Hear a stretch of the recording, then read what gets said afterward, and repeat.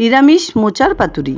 দুর্দান্ত স্বাদের এই রেসিপিটি যে কোনো স্পেশাল দিনকে কিন্তু আরও স্পেশাল করে তুলতে পারে। নমস্কার বন্ধুরা, আজ আমি তোমাদের সঙ্গে শেয়ার করছি লাউ পাতায় মোচার পাতুরি রেসিপি।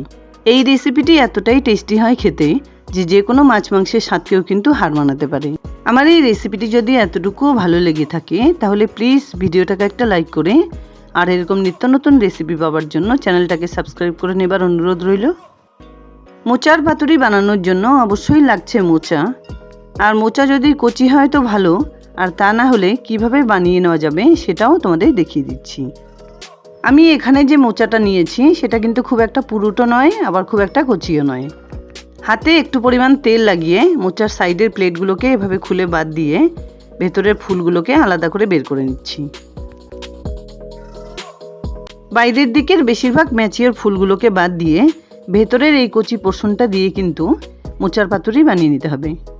পরিমাণে একটু বাড়াবার জন্য কিছু কিছু কচি ফুল আমি এখান থেকে তুলে নিচ্ছি।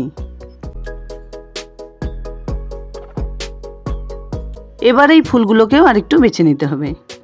ভেতরে একটা শক্ত কাঠি মতো থাকে সেটা, পেছন দিকে লম্বা খোলস মতো থাকে একটা ওটা, আর সামনে ডোঙার মতো একটা অংশ থাকে সেটাকে বাদ দিয়ে শুধু ফুলগুলোকে নিচ্ছি। ঠিক এইভাবে 4-5টা মোচার ফুল আমি বেছে নিচ্ছি। এবার এগুলোকে খুব ঝিরিঝিরি করে কেটে নিতে হবে। ভেতরে নরম অংশটাকে এরকম লম্বালম্বি 4-5 টুকরো করে কেটে নিয়ে খুব মিহি করে কুচিয়ে নিচ্ছি। মোচার ভেতরের এই পোর্শনটা দিয়ে এর আগে আমি মোচার ডালনা রেসিপি তোমাদের সঙ্গে শেয়ার করেছিলাম। সেই রেসিপিটি কিন্তু তোমাদের কাছে খুব ভালো লেগেছিল আর তোমাদের অনেক সাপোর্টও পেয়েছিলাম, সেজন্য অসংখ্য ধন্যবাদ বন্ধুরা।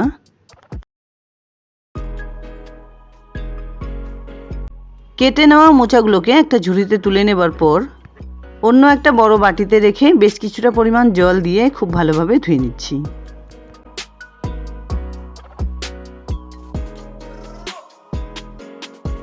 এখানে দেখো আমি 10-15টা লাউ পাতা নিয়েছি।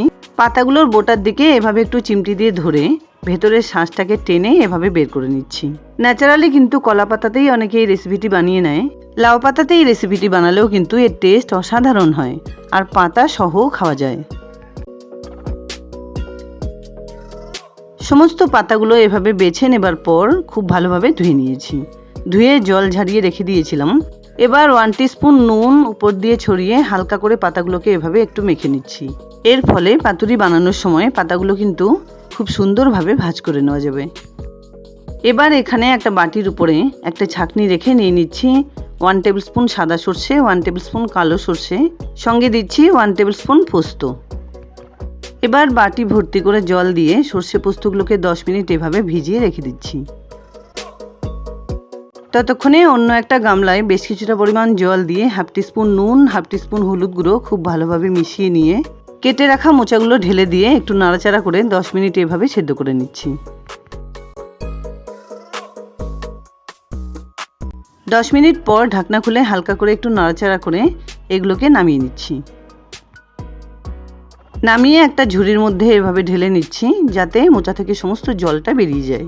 এবার এটাকে এভাবেই ঠান্ডা হবার জন্য রেখে দিয়ে একটা মিক্সিং গ্রাইন্ডারে সমস্ত সর্ষে পোস্তগুলো তুলে নিচ্ছি। এর সঙ্গে মিশিয়ে দিচ্ছি নিজেদের ঝাল অনুযায়ী 7-8টা লাল সবুজ কাঁচা লঙ্কা। এবার 2 টেবিল স্পুন জল মিশিয়ে খুব সুন্দর একটা মিহি পেস্ট বানিয়ে নিচ্ছি। মিক্সিং গ্রাইন্ডারে সর্ষে পোস্ত বেটে নেবার সময় একটুখানি জল মিশিয়ে দিলে কিন্তু খুব সুন্দর পেস্ট তৈরি হয়। এবার একটা বড় বাটিতে সেদ্ধ করে রাখা সমস্ত মোচাগুলো তুলে নিচ্ছি। এবার এর সঙ্গে দিয়ে দিচ্ছি পরিমাণ মতো নুন, 1/2 টিস্পুন হলুদ গুঁড়ো, আর সঙ্গে বানিয়ে রাখা সর্ষে পোস্ত বাটা। এর সঙ্গে দিয়ে দিচ্ছি 2 টেবিল স্পুন সর্ষের তেল, 1 কাপ পরিমাণ নারকেল কোড়া। এবার সমস্ত কিছু একসাথে করে মিশিয়ে মোচাটাকে খুব ভালোভাবে মেখে নিতে হবে। শরীর স্বাস্থ্যের কথা মাথায় রেখে আমি কিন্তু রান্নাতে তেলের পরিমাণটা কমই ইউজ করি। তোমাদের যদি মনে হয় আরেকটু পরিমাণ তেল ব্যবহার করতে পারো।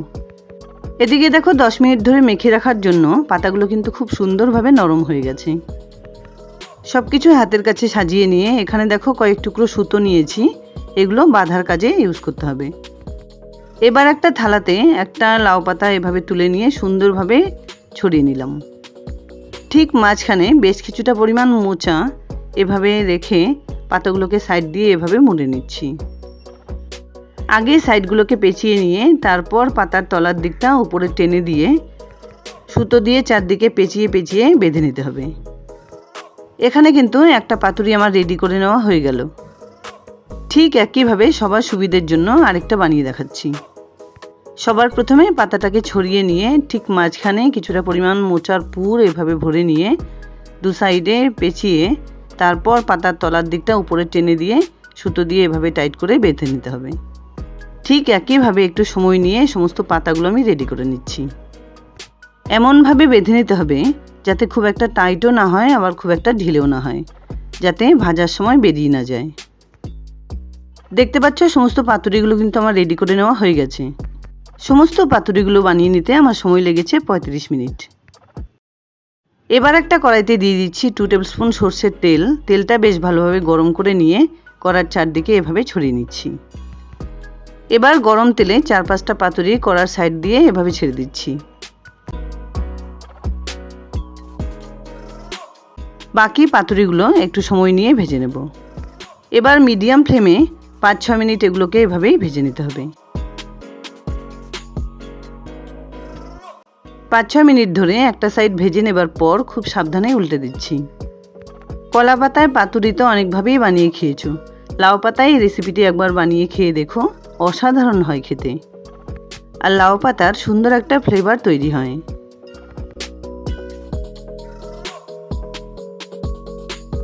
অপর সাইডটাও 3-4 মিনিট এভাবে ভেজে নেবার পর এগুলোকে আবার উল্টে দিয়ে 2 মিনিট ভেজে নিচ্ছি। পাতুরিগুলো ভাজার সময় ফ্লেমটা যাতে মিডিয়ামেই থাকে সেটা কিন্তু অবশ্যই খেয়াল রাখতে হবে।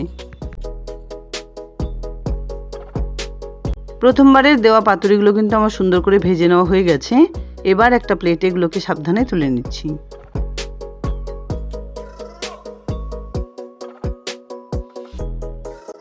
পাতুরিগুলো তুলে নেবার পর আরও 2 টেবিল স্পুন পরিমাণ তেল দিয়ে বাকি পাতুরিগুলো এভাবে ভেজে নিচ্ছি। এর আগে আমার চ্যানেলে আমি ভেজ, ননভেজ বা অ্যাট্রাকটিভ অনেক ধরনের রেসিপি তোমাদের সঙ্গে শেয়ার করেছি। তার মধ্যে কোন রেসিপিগুলো সবথেকে বেশি ভালো লেগেছে প্লিজ আমায় কমেন্টসে জানাতে ভুলো না। আমার এই ভিডিওটা ফলো করে নিরামিষ এই পাতুরি রেসিপিটি অবশ্যই একবার বানিয়ে খাওয়ার অনুরোধ রইল।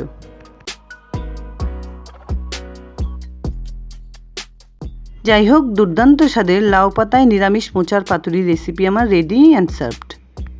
আশা করছি বন্ধুরা আমার এই রেসিপিটি তোমাদের খুব পছন্দ হয়েছে। যদি এতটুকুও ভালো লেগে থাকে তাহলে প্লিজ ভিডিওটাকে একটা লাইক করো, শেয়ার করো ফ্যামিলি ফ্রেন্ডসদের সঙ্গে।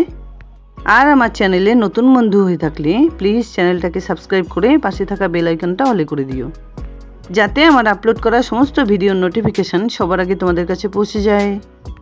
দেখা হচ্ছে নতুন কোনো রেসিপি নিয়ে। ভালো থেকো, ধন্যবাদ।